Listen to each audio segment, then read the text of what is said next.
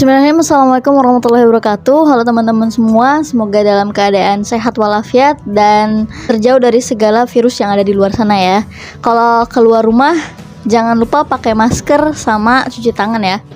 Nah teman-teman, jadi kali ini aku mau bahas tafsir juz 29 surat Al-Haqqah. Tafsir ini tafsir Ibnu Katsir ya. Jadi aku bakal bagi beberapa part gitu, jadi nggak langsung semuanya. Nah sekarang aku bakal bahas dulu dari ayat ke-1 sampai ayat 12. Sebelum itu kita baca dulu ayatnya ya. A'udzu billahi minasyaitonir rajim. Bismillahirrahmanirrahim. Al-Haqqah mal haqqah وما أدراك ما الحاقة كذبت ثمود وعاد بالقارعة فأما ثمود فأهلكوا بالطاغية وأما عاد فأهلكوا بريح صرصر عاتية سخرها عليهم 7 ليال وثمانية أيام حسوما فترى القوم فيها صرعا كأنهم أعجاز نخل خاوية فهل ترى لهم من باقية وجاء فرعون ومن قبله والمؤتفكات بالخاطئة فعصوا رسول ربهم فأخذهم أخذة رابية إنا لما طغى الماء حملناكم في الجارية لنجعلها لكم تذكرة وتعيها أذن واعية Shadaqallahul azim. Oke baik teman-teman, kita ke pembahasannya ya. Al-Haqqah. Al-Haqqah ini merupakan salah satu nama dari hari kiamat. Nah makna Al-Haqqah ini ada perbedaan pendapat juga di kalangan ulama. Nah, ada yang mengatakan mutahaqqiqatul wuqu', artinya pasti terjadi gitu. Maka dikatakan Al-Haqqah. Sebagaimana Allah Subhanahu wa taala, "An-sa'ata atiyatun la raiba fiha." Bahwa sesungguhnya hari kiamat itu pasti akan terjadi dan tidak ada keraguan di dalamnya. Juga ada yang mengatakan Al-Haqqah itu Allah akan mentahqiq al-wa'd dan al-wa'id, karena Allah akan mewujudkan atau merealisasikan al-wa'd dan al-wa'id, janji Allah dan ancaman Allah. Yang penghuni surga bakal dapat kenikmatan, yang penghuni neraka bakal merasakan ancaman atau azab yang Allah janjikan juga buat mereka. Nah, oleh karena itu Allah sebutkan ancaman Allah terhadap para kaum pendusta seperti kaum Ad dan kaum Samud di awal-awal surat Al-Haqqah. Kemudian yang terakhir ada juga yang mengatakan dinamakan Al-Haqqah karena sebagaimana pendapat Syekh As-Sa'id rahimahullah, bahwasanya al-haqaiq, segala hakikat akan nampak pada hari kiamat. Akan terlihat mana yang kafir dan mana yang mukmin, akan terlihat mana yang soleh, mana yang gak soleh gitu. Nah, inilah nama-nama Al-Haqqah yang disebutkan para ahli tafsir. Mereka ada perbedaan, namun insya Allah semua maknanya itu benar. Nah, kita masuk ke ayatnya. Al-Haqqah mal haqqah. Apakah hari kiamat itu? Kemudian dilanjutkan lagi, wa ma adraka mal haqqah, dan tahukah kamu apakah hari kiamat itu? Dan ini menunjukkan betapa agungnya hari kiamat itu tersebut ya, karena Allah mengulang lagi terus menggunakan 5 pertanyaan. Nah kemudian kadzabat samudu wa adum bil qari'ah, kaum Samud dan Ad telah mendustakan Al-Qari'ah. Nah, Al-Qari'ah ini merupakan salah satu nama hari kiamat juga ya, sama kayak Al-Haqqah. Hingga kenapa dikatakan hari kiamat itu Al-Qari'ah? Karena dia membuat takut gitu. Karena pada hari itu kan seakan-akan ada hantaman yang begitu keras gitu di hati mereka karena melihat betapa dahsyatnya hari kiamat itu. Nah, di sini kan kadzabat Samud wa adum bil qari'ah. Kenapa disebutkan secara spesifik bahwa kaum Samud dan kaum Ad telah mendustakan hari kiamat? Karena kaum Samud dan kaum Ad itu adalah kaum Arab yang sudah punah gitu. Nah, dan ayat ini tuh turun kepada Nabi Muhammad yang kala itu ada di Mekah dan menghadapi orang-orang Arab kaum Quraisy ya. Nah, kaum Samud sama kaum Ad ini kan bangsa Arab yang udah Allah binasakan kan. Kenapa pada saat Nabi di Mekah dan berhadapan kaum Quraisy ini dibahas gitu? Karena kaum Quraisy itu tahu kaum Ad sama kaum Samud karena mereka itu bangsa Arab gitu. Sedangkan kaum Quraisy juga kan bangsa Arab. Nah, oleh karena itu Allah mendahulukan penyebutan mereka. Kemudian fa amma Samudu, adapun kaum Samud, fa uhliku bit-taghiyah. Maka mereka telah dibinasakan dengan suara yang keras. Bagaimana sebuah kaum dibinasakan hanya dengan menggunakan suara yang amat sangat keras gitu. Gimana dahsyatnya atau giyah ini gitu. Nah, suara di sini tuh merupakan suara guntur yang amat keras gitu, yang sampai bikin binasa satu kaum. Betapa ya Allah, nggak kebayang banget gitu segimana kencengnya suara guntur tersebut sampai bisa membinasakan kaum Samud. Nah, ada dua pendapat yang menjelaskan kenapa di sini tuh disebut at-taghiyah, artinya melampaui batas gitu, bukan as-sayhah gitu, suara yang memekakan gitu. Nah, pendapat pertama yaitu at-taghiyah itu suara yang melampaui batas. Jadi suara yang melampaui batas, yang tidak wajar ya. Nah, yang kedua ini kenapa dinamakan at-taghiyah itu, maksudnya itu adalah Ghudar bin Salif. Jadi dia ini pembunuh untanya Nabi Soleh. Nah, dan Allah itu kirimkan bersama Nabi Soleh itu unta gitu, seekor unta yang nggak boleh diapa-apain sama kaumnya gitu, sama sekali nggak boleh diapa-apain sama kaumnya. Kan memang Nabi Soleh pun udah memperingatkan kaumnya supaya jangan apa-apain untanya gitu. Tapi kemudian kaum Samud itu malah berencana gitu, malah mau bikin onar gitulah istilahnya buat ke untanya itu. Nah, kemudian si Ghudar bin Salif ini dia yang nekat gitu buat membunuh onta tersebut. Dan meskipun karena satu orang itu gitu, maka Allah itu langsung segerakan timpain azab buat mereka. Dan karena yang dilakukan si Ghudar bin Salif ini karena musyawarah kaumnya itu juga gitu. Jadi ya udah semuanya kena akibat dari perbuatan si dia ini gitu. Nah, maka dalam Al-Quran pun dikatakan fa'aqoruha, maka mereka pun membunuh unta Nabi Soleh. Nah, padahal kan di sini yang membunuh kan si Ghudar bin Salif atau yang menyembelihnya, tapi Allah gunakan fa'aqoruha, mereka gitu. Makanya di sini dikatakan fa'amma samudu fa'uhliku bit-taghiyah gitu. Adapun kaum Samud dibinasakan karena gara-gara satu orang ini, si Ghudar bin Salif gitu. Tapi karena semua kaumnya itu ridho, semua kaumnya itu setuju, maka mereka pun kena imbasnya gitu. Jadi memang mereka semua yang berdosa gitu karena ridho dengan perilaku si Ghudar bin Salif ini. Nah, makanya kita pun harus hati-hati gitu. Ketika misalnya satu orang berbuat maksiat, kemudian kita itu atau orang-orang yang sekitarnya itu malah setuju atau membiarkan hal tersebut, justru kita juga termasuk salah satu di antaranya yang mungkin mendapat dosanya dari apa yang orang lain perbuat gitu. Nah, kemudian ayat selanjutnya itu wa amma adu fa uhliku birihi sorsorin atiyah. Nah, kaum Ad itu merupakan kaum sebelum kaum Samud ya. Karena kaum Samud itu merupakan keturunannya kaum Ad. Nah, kemudian fa amma adu fa uhliku birihin sorsorin atiyah. Maka adapun sedangkan kaum Ad, mereka telah dibinasakan dengan angin topan yang sangat dingin. Nah, kaum Ad ini merupakan kaum yang Allah berikan banyak kenikmatan buat mereka. Mereka diberikan kekuatan gitu oleh Allah. Karena mereka itu keturunan Nabi Nuh, tapi mereka tuh melampaui kaum Nabi Nuh sebelumnya juga gitu. Dengan tubuh yang sangat besar dan juga kuat gitu. Nah, dan saking kuatnya itu mereka tuh sombong sama kekuatan yang diberikan Allah kepada mereka. Mereka sombong, mereka angkuh, mereka punya bangunan-bangunan yang besar, merasa hebat lah gitu. Padahal semuanya itu Allah yang kasih gitu. Nah, maka Allah binasakan mereka dengan apa? Allah binasakan mereka itu cuma dengan angin gitu. Tapi anginnya itu bukan angin biasa. Allah tuh nggak ngirimin besi atau Allah tuh nggak ngirimin mereka supaya dimakan hewan buas gitu.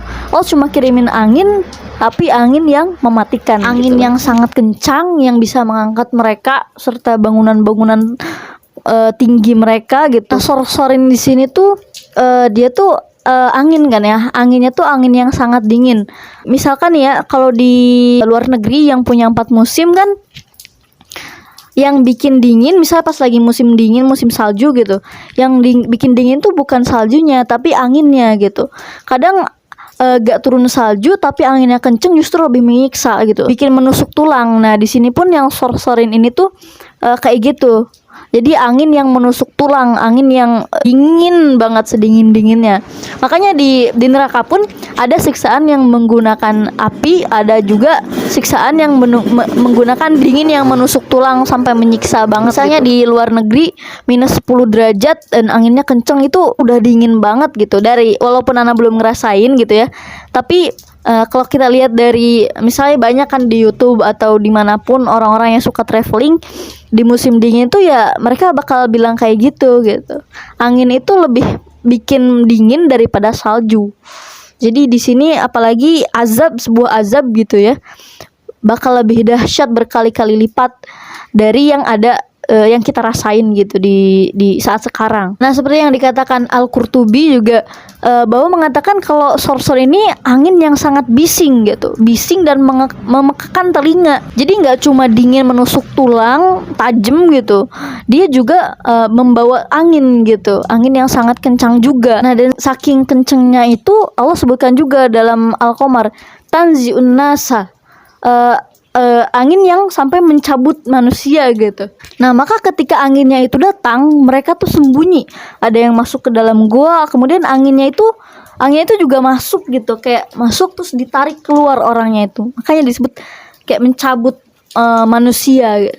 Dan angin tersebut itu masuk kemana-mana dan mengeluarin mereka semua gitu. Jadi nggak ada yang bisa sembunyi gitu. Walaupun di dalam rumah, di dalam gua, di dalam lembah sekalipun, tempat-tempat tersembunyi itu nggak bakal bisa menghalangi si angin ini. Kemudian sakharaha alaihim sab'a layalin wa samaniyata ayyamin. Allah menimpakan angin itu kepada mereka selama 7 malam 8 hari terus menerus.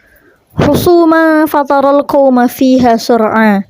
Maka kamu melihat kaum Ad pada waktu itu mati bergelimpangan seperti batang pohon-pohon kurma yang telah kosong. Nah makanya ya, orang-orang yang sekuat itu aja begitu kena azab Allah itu udah nggak berdaya gitu. Mereka yang kuat cuma dibinasakan hanya menggunakan angin. Nah di kata husuman ini, jadi angin itu kan ngambil gitu orang, misalnya diangkat diputar-putar di atas dan itu nggak berhenti selama 7 malam 8 hari itu. Jadi terus diputar-putar, nggak berkurang sedikit pun. Jadi anginnya tuh tetap kayak gitu. Fataral qauma fiha sur'a. Pada itu mereka mati bergelimpangan gitu ya. Kanahum arjazu nakhlin khawiyah.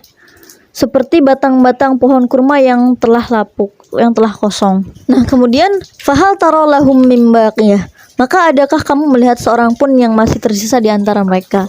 Jadi emang udah benar-benar habis, nggak tersisa sama sekali si kaum Ad ini. Nah kemudian setelah itu Allah sebutkan kaum selanjutnya gitu, kaum Fir'aun. Waja'a Fir'aunu wa ma qablahu wal mu'tafikatu bil khati'ah. Kemudian datang Fir'aun dengan orang-orang yang sebelumnya dan penduduk negeri-negeri yang dijungkir balikan karena kesalahan yang besar. Nah di ayat ini pun bukan hanya kaum Fir'aun gitu yang dibinasakan, tapi ada juga kaum-kaum sebelumnya. Nah kemudian al-mu'tafikat itu al-munqalibat ya, kaum yang dijungkir balikan, diputar balikan ini maksudnya itu kaum Nabi Lut. Kan kaum Nabi Lut yang kaumnya itu dibinasakan dengan cara buminya itu diangkat, kemudian mereka diputar balikan sampai rata, nggak ada yang tersisa gitu. Kenapa azab mereka tuh dengan diputar balikan gitu, tanah tempat mereka berpijak? Karena mereka kaum Nabi Lut ini sama aja dengan memutar balikan fitrah gitu. Harusnya yang laki-laki suka perempuan, ini malah laki-laki suka sama laki-laki, atau sebaliknya perempuan suka laki-laki, ini malah perempuan suka perempuan gitu. Makanya mereka itu memutar balikan fitrah manusia yang sebenarnya. Makanya azabnya pun diputarbalikkan kaum mereka gitu oleh Allah Subhanahu wa taala. Nah, jadi begitu kaum Nabi Lut ini yang homoseksual ini Allah angkat ke langit gitu ya. Allah angkat, kemudian Allah balikan. Nah, begitu dibalikan itu fa'amtarna alaihim hijaratan. Allah tuh mengirimkan hujan batu gitu. Jadi sambil jatuh itu mereka dilempari hujan batu juga. Nah oleh karena ini disebutkan dengan al-mu'tafikat itu ya, ini dijungkir balikan. Lanjut ke ayat selanjutnya. Fa'asaw rasul rabbihim fa'akhadahum akhdatar rabiyah. Maka mereka mendurhakai utusan Tuhannya. Allah menyiksa mereka dengan siksaan yang sangat keras. Nah, kemudian ayat selanjutnya fa'asaw rasul rabbihim, maka mereka mendurhakai utusan Allah. Mereka melakukan maksiat pada Rasulullah gitu. Fa'akhadahum akhdatar rabiyah. Maka Allah akan menyiksa mereka dengan siksaan yang sangat keras. Nah, maka Allah pun menyiksa mereka dengan siksaan yang amat sangat keras ya. Akhdatar rabiyah. Kemudian di ayat selanjutnya pun membahas lagi salah satu kaum ya yang diazab oleh Allah. Karena di sini al-haqqah ini tuh kan yang tadi Allah akan merealisasikan janji Allah dan ancaman Allah gitu. Maka dunia pun mereka udah mendapatkan azab gitu. Apalagi nanti di akhirat kelak mereka akan mendapatkan azab lagi yang lebih pedih. Nah, Allah berfirman, "Inna lamma taghal ma'u hamalnakum fil jariyah." Sesungguhnya ketika air naik sampai ke gunung, kami membawa nenek moyang kamu ke dalam kapal. Nah, ini kaum Nabi Nuh ya, tatkala air naik gitu, banjir besar kan, banjir bandang. Inna lamma taghal ma'a hamalnakum fil jariyah. Maka Nabi Nuh pun mengajak berbagai macam makhluk hidup untuk naik ke kapalnya. Kemudian kata Allah, lina ja'alaha lakum tadhkiratan wa ta'iyaha udhunun wa'iyah. Agar kami jadikan peristiwa itu sebagai peringatan bagi kalian gitu. Agar kita ingat gitu nikmat Allah gitu. Yang waktu dulu nenek moyang kita itu Allah selamatkan ke dalam bahtera Nabi Nuh. Nah, sebagaimana dikatakan bahwa kita itu keturunan Nabi Nuh gitu. Makanya Nabi Nuh itu disebut sebagai Al-Abasani atau nenek moyang kedua kita gitu setelah Nabi Adam alaihissalam. Karena waktu di zaman Nabi Nuh itu semuanya binasa kecuali sedikit kan, kecuali orang-orang yang beriman kepada Nabi Nuh dan hewan-hewan yang Nabi Nuh ajak ke dalam naik ke kapalnya. Nah, maka dari itu kan Allah bilang agar kami jadikan peristiwa itu sebagai peringatan, linaj'alahu lakum tadhkiratan, supaya kita ingat gitu bagaimana Allah itu menyelamatkan Nabi Nuh beserta nenek moyang kita yang jumlahnya sangat sedikit. Kemudian wa ta'iyaha udhunu wa'iyah, agar diperhatikan oleh telinga yang mau mendengar. Nah, dan kisah ini dibacakan pada orang-orang yang mau mendengar gitu. Udhunu wa'iyah, telinga yang mau mendengar kisah-kisah dan pelajaran yang telah lalu. Jangan sampai masuk telinga kanan, keluar lewat telinga kiri gitu. Atau bahkan belum masuk malah udah mental lagi gitu. Jangan sampai kayak gitu ya. Jadi apa yang kita dengar kisah, kita harus bisa menjadi orang yang mau mendengarkan, orang yang mau mengambil pelajaran dari setiap kisah yang Allah kabarkan lewat Al-Quran. Nah, mungkin untuk pembahasan di kali ini, pembahasan ayat 1 sampai 12 cukup sampai di sini dulu. Kita lanjut lagi pembahasannya di part selanjutnya. Semoga kita bisa selalu mengambil ibrah dari setiap apa yang kita dengarkan gitu, hal-hal baik yang kita dengarkan. Dan terakhir, mohon maaf bila banyak kesalahan. Kalau saya ada salah ucap, mohon dibenarkan, ditulis di kolom komen bagian mana yang saya keliru gitu. Karena saya pun mengambil revisi itu dari ceramah ustadz gitu. Jadi mohon maaf bila penyampaiannya banyak yang kurang. Gitu aja. Terima kasih sudah mendengarkan sampai sini. Semoga teman-teman dijaga kesehatannya karena COVID ini, pandemi ini belum selesai. Assalamualaikum warahmatullahi wabarakatuh. Dadah. See you di next video.